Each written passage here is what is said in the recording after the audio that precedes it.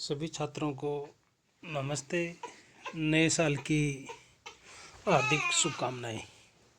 आज हम लाइसोसोम की रासायनिक प्रकृति के बारे में चर्चा करेंगे। लाइसोसोम में लगभग 50 विभिन्न प्रकार के जल अवघटनीय एंजाइम खोजे जा चुके हैं, जो पूर्ण दक्षता के साथ 4 से 5 पीएच पर क्रिया करते हैं। ये इम्पोर्टेंट क्वेश्चन है। यानी इसका जो प्रमुख पीएच है वो है 4 से 5 पर ये। और प्रमुख जो एंजाइम है जल अवघटनीय एंजाइम। इनमें प्रमुख एसिड फास्फेटेज विभिन्न प्रकार के एंजाइम लाइसोसोम के विभिन्न छोटे छोटे कक्षों में पाए जाते हैं। इनमें प्रोटीजेज, न्यूक्लियजेज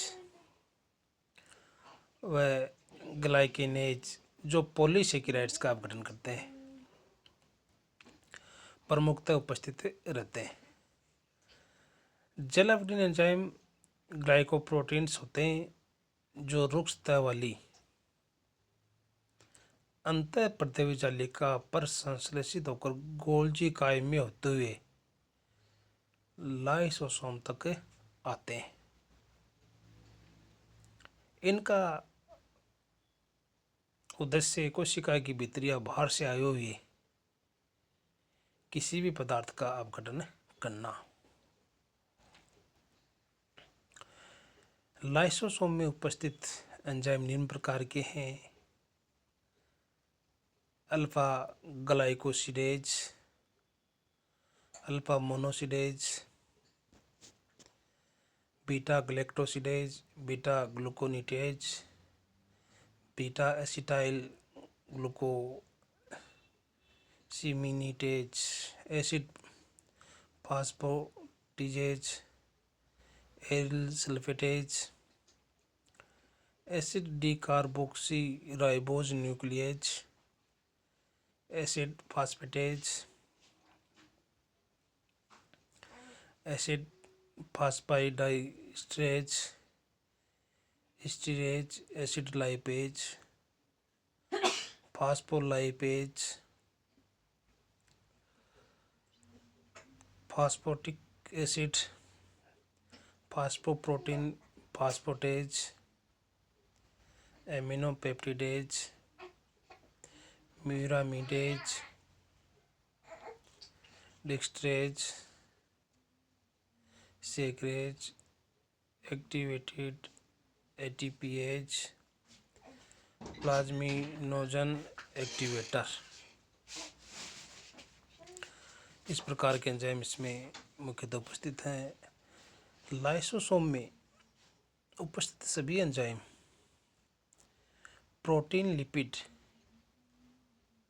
कला के भीतर निष्क्रिय अवस्था में होते हैं, किंतु ये झिल्ली फटने पर या मुक्त होते समय सक्रिय हो जाते हैं। ये झिल्ली एंजाइम प्रोटीएज, डिटर्जेंट्स, अंतःविष विटामिन ए, बी, के, पित्त लवण व अक्स विकिरणों तथा परावैंगनी किरणों के प्रभाव से फट जाती है। ऐसे पदार्थ चंचलक या लंबी-लाइजेस कहलाते हैं।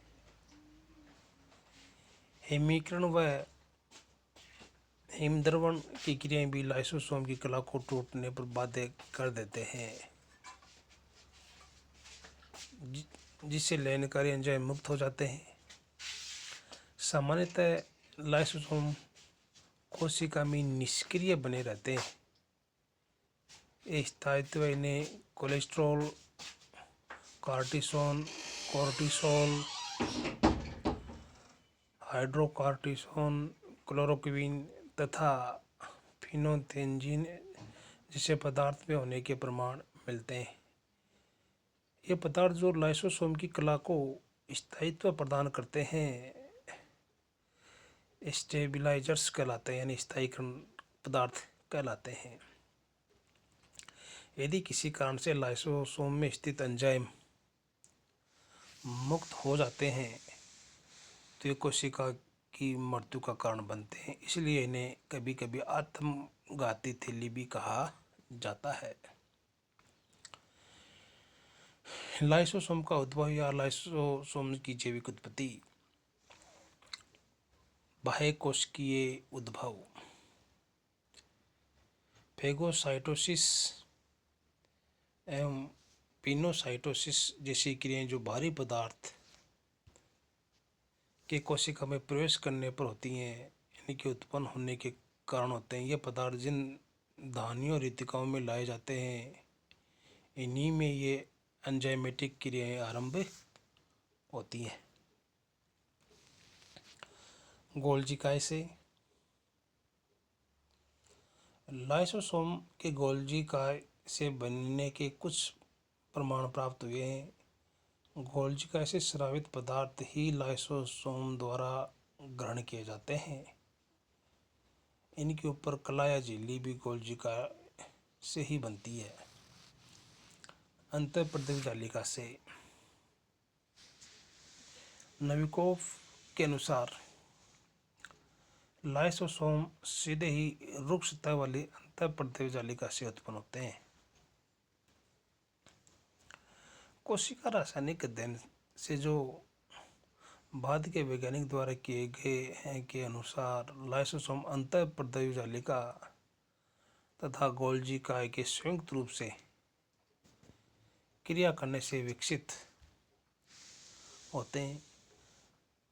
राइबोसोम्स एंजाइम्स प्रोटीन्स का संश्लेषण करते हैं जो रुक्ष सतह की अंतःप्रदेश जालिका की नालों से चिकनी सतह वाली अंतःप्रदेश जालिका यानी अंतःप्रदेश जालिका 2 RER एंड SER तक लाए जाते हैं। ये गोल्जी काय के निर्माणकारी क्षेत्र में लाए जाते हैं।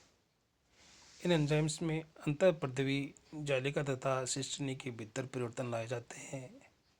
अंतः इन पूर्ववर्ती पदार्थों को लाइसोसोम के एसिड फास्फेटेज के रूपांतरित कर गोल्जी काय के परिपक्वन क्षेत्र की ओर प्रेषित कर दिया जाता है। यहाँ यह एंजाइम गोल्जियन रेतिकाओं में पैक कर दिए जाते हैं जो बाद में मुकुलन के रूप में वहाँ से अलग हो जाते हैं। तो इस प्रकार से इनका उद्भव होता है। अब है लाइसोसोम के कार्य जो परीक्षा की दृष्टि से बहुत ही महत्वपूर्ण है। फर्स्ट है बाह्य कोशिकीय पाचन। लाइसोसोम के एंजाइम कोशिका से बाहर मुक्त किए जाते हैं जो बाह्य कोशिकीय पदार्थों के जल अपघटन की क्रिया में भाग लेते हैं। अंतःकोशिकीय पाचन। कोशिका के भीतर होने वाली पाचन क्रिया लाइसोसोम की सहायता से ही होती है। अंतःकोशिका को अनेक आवश्यक पदार्थ और ऊर्जा प्राप्त होती है। अंतःकोशिकीय अपमार्जन या स्वभक्षण। अनेक कोशिकाओं का जीवन काल छोटा होता है जो कोशिका की अपेक्षा कम समय तक जीवित बने रहते हैं। इनको कोशिका से पाचन कर हटाया जाना लाइसोसोम के द्वारा ही किया जाता है। अतः इन्हें डिस्पोजल बैग्स भी कहते हैं। सब ऑक्सीजन से प्राप्त उपापचयों का पुनः चक्रण करने पुनः उपयोग में लाया जाता है। मृत कोशिकाओं का निष्कासन। लाइसोसोम पादप काय से मृत कोशिकाओं का पाचन करके इन निष्कासन करने का कार्य करते हैं। इस प्रकार लाइसोसोम की क्रियाएं कोशिकाओं का अपहासन का कार्य करती हैं। कोशिकाओं में अपचित व अवशिष्ट पदार्थों का निष्पादन इनके द्वारा किया जाता है। तो ये लाइसोसोम के प्रमुख कार्य थे। जो परीक्षा की दृष्टि से इम्पोर्टेंट है।